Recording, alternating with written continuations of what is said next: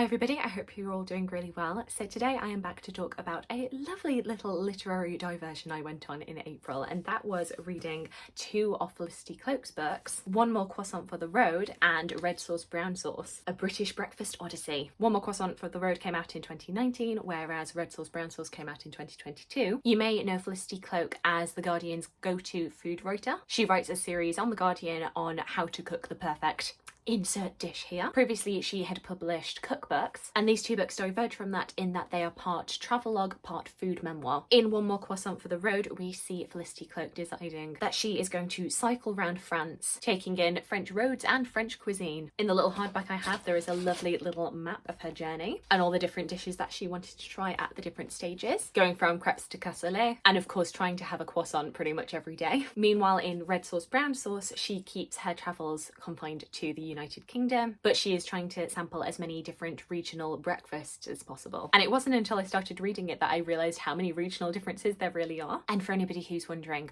I'm definitely a red sauce girl. Both of these books, as I say, definitely have a memoir aspect of this, where she is cataloguing the different trials and tribulations while she is cycling. Obviously, you have the food writing, her describing all of the different things that she's testing, as well as her own recipes for if you are wanting yourself to perfect any of these dishes. And they just made for really lovely reads. I don't think that either of these books are doing anything that is particularly groundbreaking for either travel writing or food writing, but as I'm not a particularly experienced reader in either of those genres, it didn't really bother me. And I actually think these would both be very good introductions for people. The impression that I've got from reading other people's reviews who are a bit more experienced in reading food writing is that these books don't go particularly into the level of depth and detail of the food, particularly with One More Croissant for the Road. French food is something that people are very, very passionate about, and much has been written on the subject, whereas this kind of feels like a primer to French food with the memoir aspect kind of thrown in. And even with my relatively inexperienced level of understanding of food writing, I would say that there is a bit of a slapdash quality to the travel that she is doing and the research that goes along with it. There are many moments in both of these memoirs where the author ends up missing out certain destinations or certain dishes just because there isn't time, either because she has different issues with travel. Obviously she's on a bike, so things are going to go wrong if you're cycling around an entire country, or even as irritating as her not checking the opening times of certain places, and because she can only stay at a certain destination for an afternoon, she's completely missed her chance at sampling something and making the food memoir overall a bit more substantial. And because of that, in the end, these books feel like what they are, which is the author taking time out of her busy life and her full-time job to complete this project, rather than this being something that she's very dedicated to and trying to set out to complete as fully as humanly possible. And it feels clear right from the beginning of both books that the project that she's embarking on is much bigger than her time restrictions allow for, and that kind of restricts how much precision and detail can really be included. This especially felt true for Red Sauce Brown Sauce, which kicks off right in the midst of the 2021 lockdowns. She's planned this project for herself of going around the British Isles and trialling out different breakfasts, and obviously everything ends up shutting down. The project ends up getting pushed back quite a few months because nowhere is open, and Felicity Cloake doesn't really wait for things to open up. Her project ends up kicking off just because she ends up waking up just so impatient to do it. She has this feeling like, no, now is the time, I want to do this now or not at all, rather than waiting to do this project when everything had opened up again. And therefore, right from the beginning, she admits that a lot of the places that she might have gone to, she just couldn't. Either they wouldn't talk to her, they wouldn't open up for her. And I'd say for this book, even more than One Croissant for the Road, I actually felt the lack. While you're reading this book, you're kind of aching for that extra detail that could have been here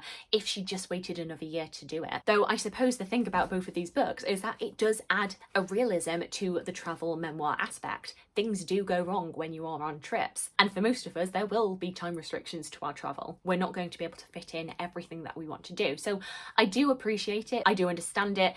I just think it would irritate some people. In both of them, Felicity Cloake does have this real charm and this real enthusiasm for food that, despite the little criticisms and niggling things that I have with both of these books, really does pull you through. And I actually found her humour and her tone just really quite comforting. You know, there is a reason that I read this and then immediately had to follow it up with this one. And I like the fact that she is just willing to try everything. I say this as somebody who is a very, very fussy eater who does not like venturing out anywhere. In Red Sauce Brown Sauce, she is trying everything from an omelette at the Savoy Hotel all the way over to a sausage egg McMuffin from McDonald's. And she will evaluate everything just the same. She doesn't turn her nose up at anything. I want to give this one a bit more of a push because I feel like everybody has seen One More Croissant for the Road, and I don't see people talking about Red Sauce Brown Sauce quite as much. But some fun little anecdotes from this book include her meeting Captain Beanie from Port Talbot, this man who is obsessed with baked beans and he dresses entirely in orange and is just so enthusiastic about baked beans, but then he uses all of this publicity towards charity work. I also discovered from this book that there is an entire society of Marmite lovers who call themselves the Marmarati, and it was like little anecdotes like that that just made it really, really fun. Other little side notes from me include the fact that Felicity Cloake is entirely right that Branston beans are the best kind of baked bean. However, as a former student of the University of York, I have to say to Felicity that you are entirely wrong in your dislike of the Yorkshire pudding wraps at the Yorkshire Roast Company. But you know, nobody can be right 100% of the time. And in the end, I think I actually enjoyed red sauce brown sauce even more because the trip itself, the journey itself, felt a lot more doable to me.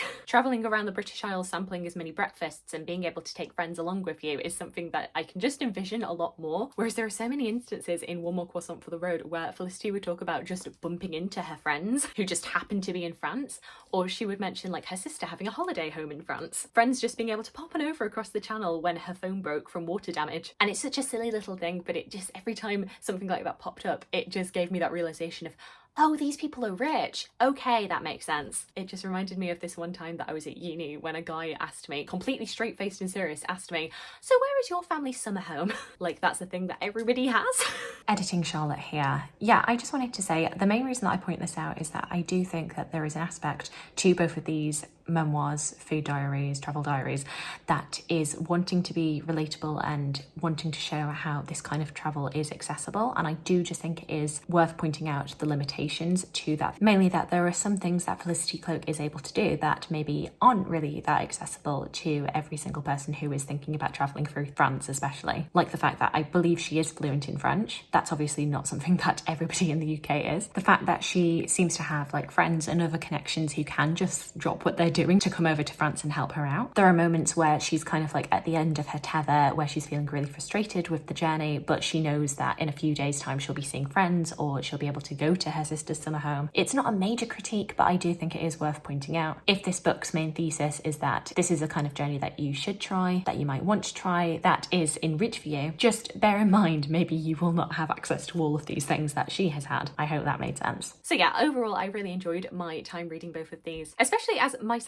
I am a fairly fussy eater. I've started cycling recently because everybody in Oxford cycles, and I'm not gonna lie to you, I am pretty bad at it. I'm also somebody who says that they would like to travel, but I am actually terrified of traveling by myself. The idea of having to go anywhere that I'm unfamiliar with just absolutely terrifies me. And I ended up really enjoying these books because they gave me that bit of escapism and felt very authentic and like you could also do this. Though I don't think I've necessarily quite got the stamina to do as many miles a day of cycling as she does. As I say, I think if you are very, very familiar with food writing, then you might find some of this maybe a little bit simplistic, a little bit too straightforward. But for me, as somebody who was a complete beginner to this, I found it really accessible and really engaging and a real craving for all different kinds of food. Especially this one gave me such a strong craving for French onion soup, and I've not yet been able to have any. Oh, that's gonna have to happen soon.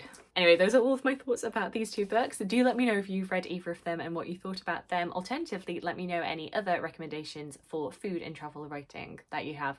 I would love to hear from you. I hope you're having a fantastic, fantastic day, and I look forward to talking to you again soon. Thanks. Bye.